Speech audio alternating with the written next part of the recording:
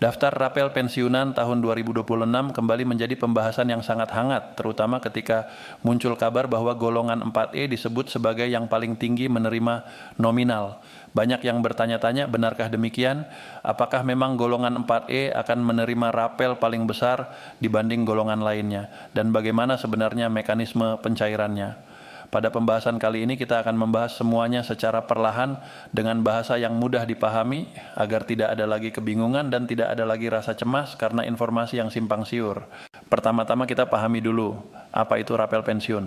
Rapel adalah selisih kekurangan pembayaran yang seharusnya sudah diterima ketika ada kenaikan atau penyesuaian tetapi belum sempat dibayarkan karena proses administrasi. Jadi rapel bukan uang tambahan baru, bukan bonus, bukan hadiah. Rapel adalah hak yang memang sudah menjadi bagian dari perhitungan, hanya saja pembayarannya dilakukan menyusul setelah aturan teknisnya selesai. Dalam konteks tahun 2026, pembahasan ini sering dikaitkan dengan kebijakan pemerintah yang disebut telah disahkan oleh Presiden Prabowo Subianto. Disebutkan bahwa ada peraturan pemerintah terbaru yang menjadi dasar penyesuaian. Ketika nama Presiden disebut, tentu banyak yang langsung merasa yakin bahwa kebijakan ini sudah kuat. Namun tetap perlu dipahami bahwa setelah aturan ditandatangani, masih ada tahapan teknis sebelum dana benar-benar masuk ke rekening para pensiunan. Sekarang kita masuk ke inti yang paling sering ditanyakan, yaitu tentang daftar golongan dan siapa yang paling tinggi menerima rapel. Dalam sistem pensiun ASN, TNI, dan Polri, golongan dibagi dari I sampai IV. Di dalam golongan IV sendiri masih ada tingkatan lagi, yaitu IVA, IVB, IVC, IVD, dan IVE. Golongan 4E adalah tingkatan tertinggi dalam struktur tersebut. Karena posisinya paling tinggi, maka dasar pensiun pokoknya juga paling besar dibanding golongan lainnya. Logikanya sederhana, jika kenaikan dihitung berdasarkan persentase dari pensiun pokok, maka semakin besar angka dasarnya, semakin besar pula kenaikannya. Maka ketika muncul daftar rapel, golongan 4E memang berpotensi menerima nominal paling besar. Namun perlu digarisbawahi, tidak semua orang di golongan 4E menerima angka yang sama, besarnya tetap dipengaruhi oleh masa kerja dan komponen tunjangan. Mari kita bahas lebih rinci supaya jelas. Golongan I memiliki dasar pensiun paling rendah. Jika ada penyesuaian misalnya sekian persen, maka selisihnya tentu tidak terlalu besar. Golongan 2 sedikit lebih tinggi, sehingga selisihnya juga lebih besar dibanding golongan I. Golongan 3 mulai terasa perbedaannya, apalagi jika masa kerja sudah panjang. Kemudian kita sampai di golongan IV. Disinilah perbedaan mulai terlihat signifikan. Golongan IVA tentu lebih tinggi dari 3D, IVB lebih tinggi dari IVA, dan seterusnya hingga IVE. Golongan IVE berada di puncak, maka ketika dilakukan perhitungan ulang dan muncul rapel beberapa bulan, akumulasinya memang bisa terlihat jauh lebih besar dibanding golongan lain. Tetapi ada hal penting yang sering dilupakan. Masa kerja sangat menentukan. Dua orang sama-sama golongan 4E bisa saja menerima nominal berbeda karena masa kerja mereka berbeda.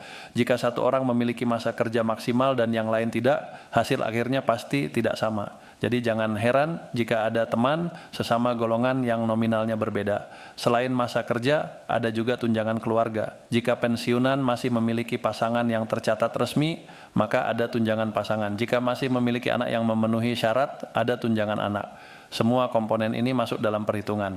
Jadi total rapel bukan hanya dari pensiun pokok saja. Sekarang mari kita bahas tentang jumlah penerima secara keseluruhan.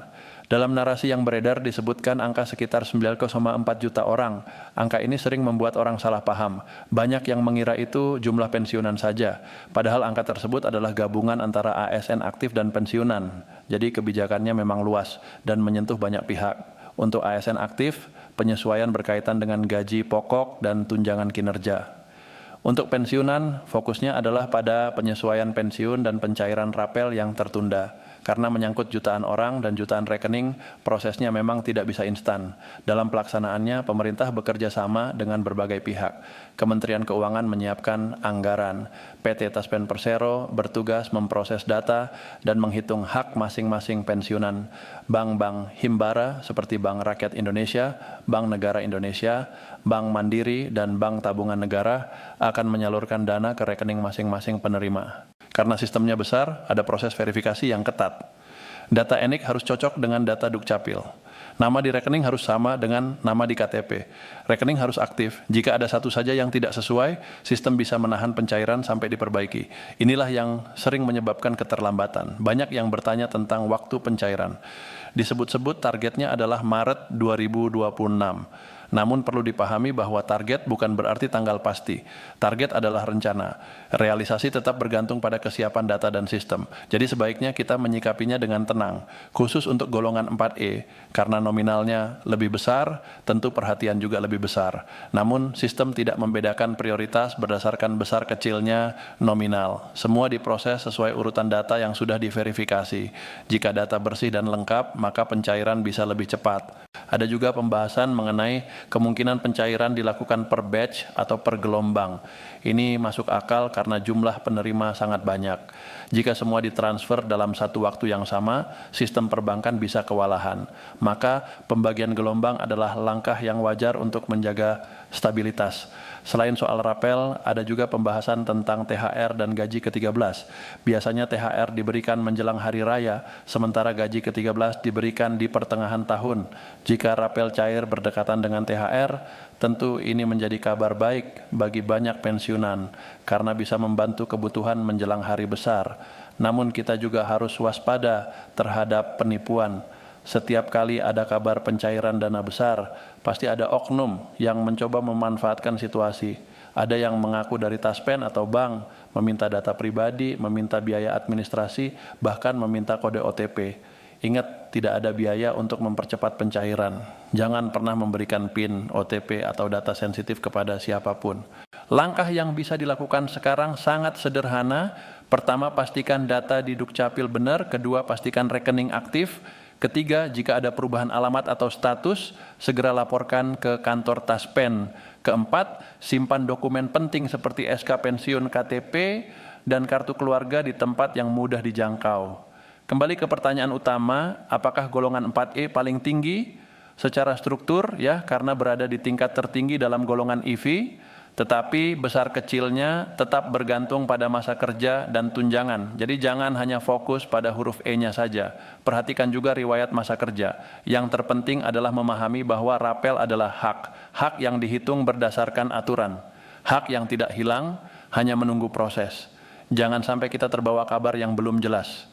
Pegang informasi dari sumber resmi. Kita semua tentu berharap proses berjalan lancar. Semoga ketika waktunya tiba, dana benar-benar masuk ke rekening masing-masing tanpa kendala. Bagi golongan 4E, semoga haknya diterima sesuai perhitungan. Bagi golongan lain, semoga juga menerima sesuai haknya tanpa ada yang tertinggal. Yang jelas dalam sistem yang besar seperti ini, kesabaran dan ketelitian adalah kunci. Jangan panik jika belum masuk di hari pertama. Cek secara berkala. Jika ada masalah, hubungi kantor resmi. Jangan hanya mengeluh di grup pesan singkat tanpa mencari solusi langsung. Semoga penjelasan panjang ini bisa memberi gambaran yang utuh bahwa daftar rapel pensiunan 2026 memang menempatkan golongan 4E sebagai yang paling tinggi secara struktur, tetapi tetap ada banyak faktor lain yang mempengaruhi. Kita hadapi semuanya dengan tenang, dengan pikiran jernih, dan dengan harapan yang tetap terjaga.